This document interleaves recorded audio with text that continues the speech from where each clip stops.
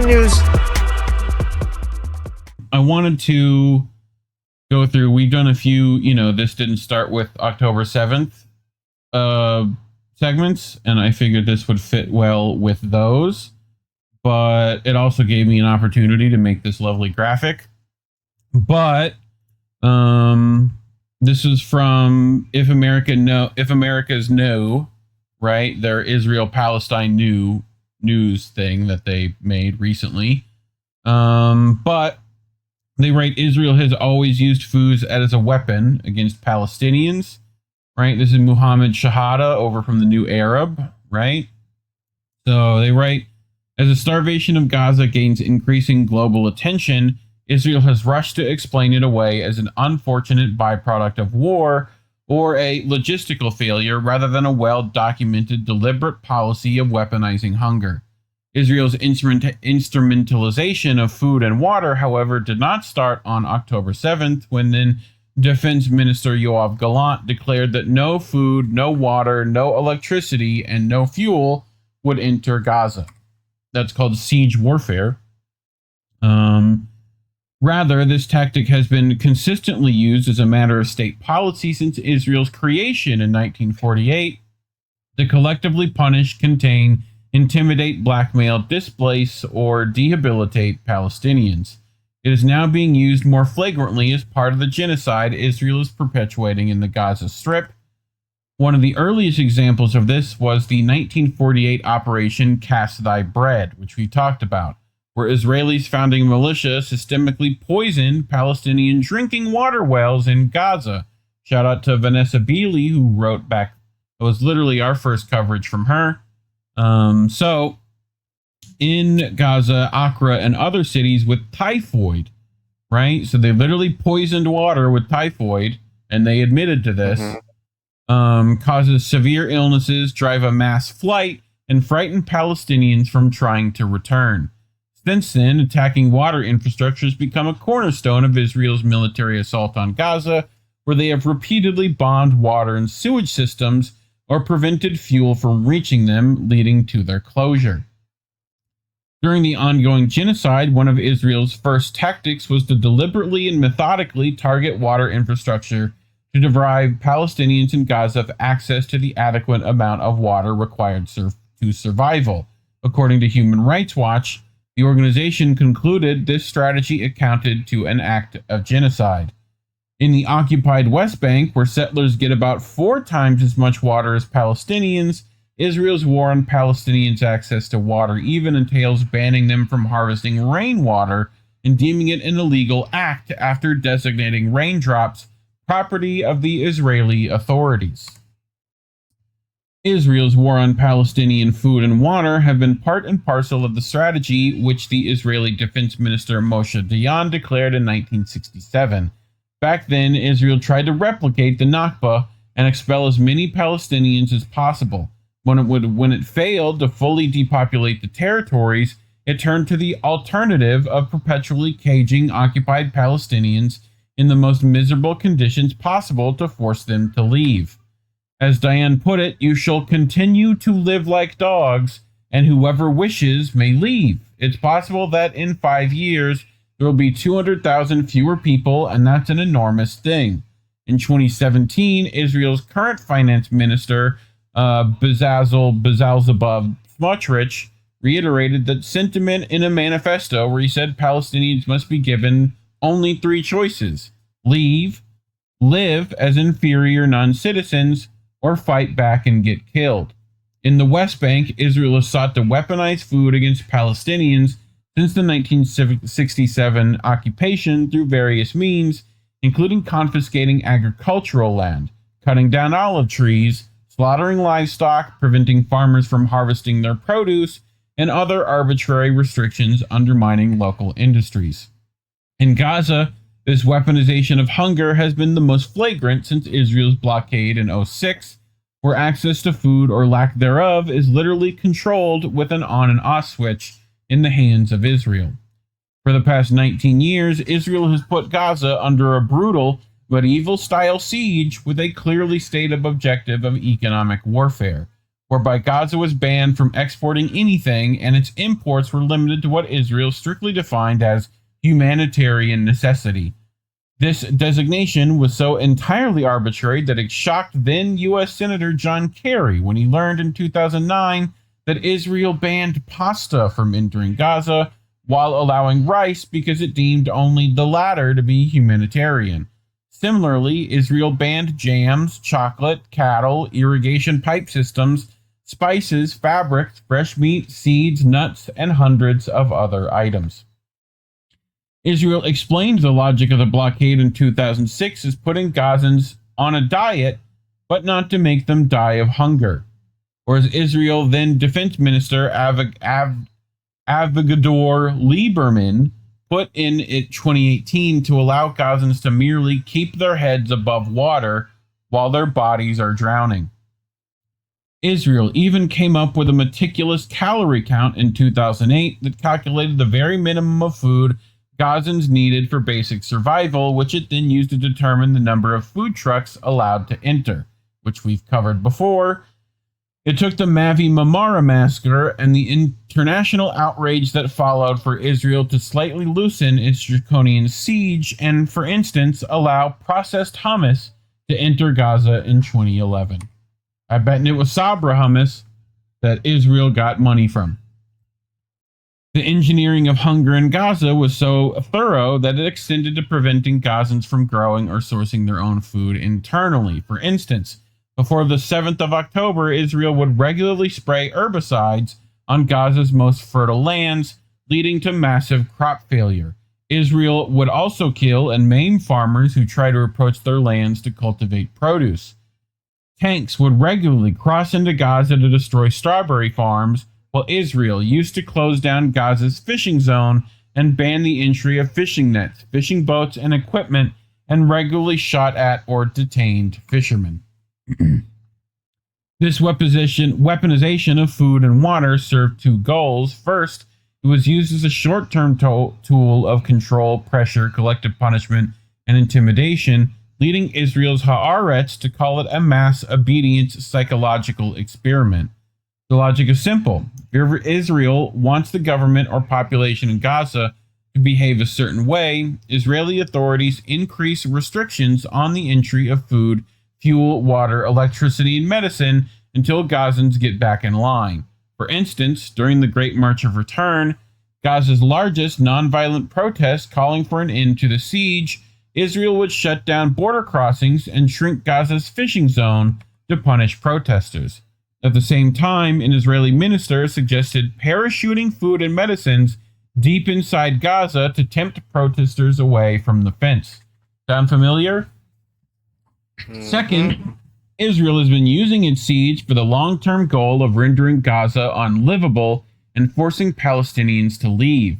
Before October 7th, about 10% of Gaza's population had left between 2007 and 2022. Israel admitted in 2019 that it was actively encouraging Palestinian immigration from Gaza. Even when Hamas maintained calm in Gaza and satisfied Israel's demands for security in return for easing the siege, Israel's defense minister Benny Gantz declared in 2021 that we will not allow real long-term economic development in the Strip.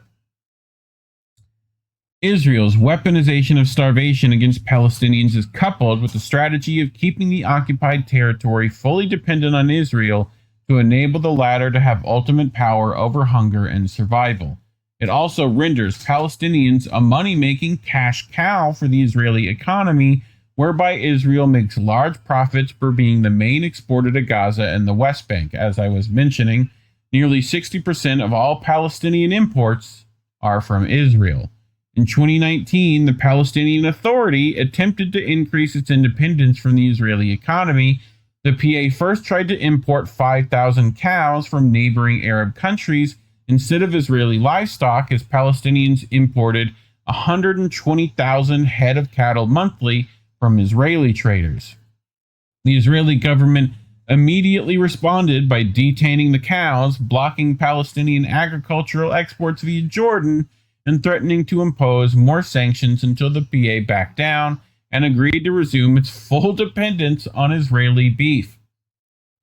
even when a group of young Palestinian entrepreneurs in Jericho tried to cultivate mushrooms in 2013 as an alternative source of protein and succeeded in 2018 to dominate 50% of the market in the West Bank, Israel immediately went on the offensive. Israeli authorities began squeezing the mushroom growers into smaller land, sabotaging deliveries of mushroom spawn and compost to their company, letting deliveries go rotten in Israeli ports, and then charging the Palestinian companies insane port fines to force it into debt and out of the market. The company, Amoro Farm, disappeared the same year. What Israel has done and continues to do is not merely the denial of food and water, it is the calculated deprivation of dignity, autonomy, and life itself. Famine in Gaza is not about failed logistics or the collateral hardships of war. It is the culmination of a long, cold, bureaucratic management of Palestinian suffering, engineered through policies that reduce human beings to numbers on a calorie chart and mouths that can be silenced by starvation. Behind every closed border crossing and every bombed water pipeline is not just a strategy of war, but a philosophy of domination. To subdue a people not only by force, but by hunger, not only by bullets, but by deprivation, not only by occupation, but by the erasure of the very means to live. To the end, food and water have always been instruments of power that Israel has wielded with cruelty so systemic it has become mundane to those enforcing it and unspeakable to those enduring it. So this just is more of the same, right? So Israel assault on Palestine's ocean-only national seed bank, right? And I should have brought the one on that Eva covered a long time ago of bombing fish farms, right? Which was way before October 7th. But Friends of Earth International strongly condemns the military assault on a seed bank in the West Bank. The multiplication unit of the Union of Agricultural Work Committee, seed bank in Hebron, is the only national seed bank in Palestine. We stand in international solidarity with Palestinian farmers and their right to food sovereignty. On Thursday, the Israeli occupation forces used bulldozers and heavy machinery to demolish storage facilities and infrastructure that are essential to the unit's operation. The destruction of critical facilities used for storing agricultural materials, seeds, and tools constitute a direct assault on Palestinian food sovereignty and the efforts of the farmers to preserve baladi, which is heirloom seeds, right? The attack on the seed bank is an attack on the local wisdom, ecological heritage, and the work by farmers to reproduce, preserve, and improve local seeds. So, again, more of the same, right? So, here's Euromed Monitor talking about just aid drops, right? Which were mentioned a minute ago. But from 26th of July to the 11th, 17 days, Israel was supported from other countries and dropped only 1,218 aid packages into Gaza. Gaza's actual need is around 600 trucks of aid every single day to stop famine and begin recovery. Over 17 days, that equals 10,200 trucks.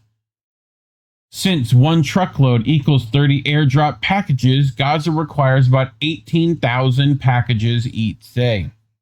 The 1,200 packages dropped in that period equal just 40.6 truckloads in total, or an average of only 2.4 trucks per day, a mere 0.4% of what is actually needed.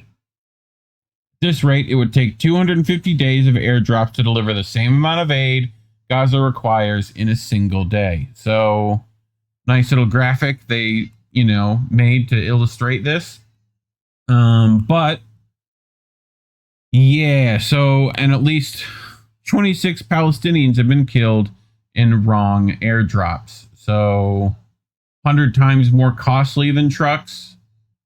Again, it's trucks have been waiting with aid, so we know how this works, right? Euromed Monitor's team on the ground in Gaza has documented the number of aid airdrops since the 26th, using both field observations and Israeli official statements. The findings show that these airdrops are far from sufficient to halt the ongoing starvation. But And meanwhile, while they try to get aid at one of the GHF sites, right, this is what they're met with.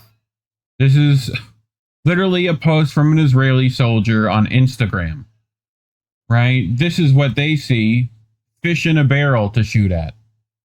So despicable.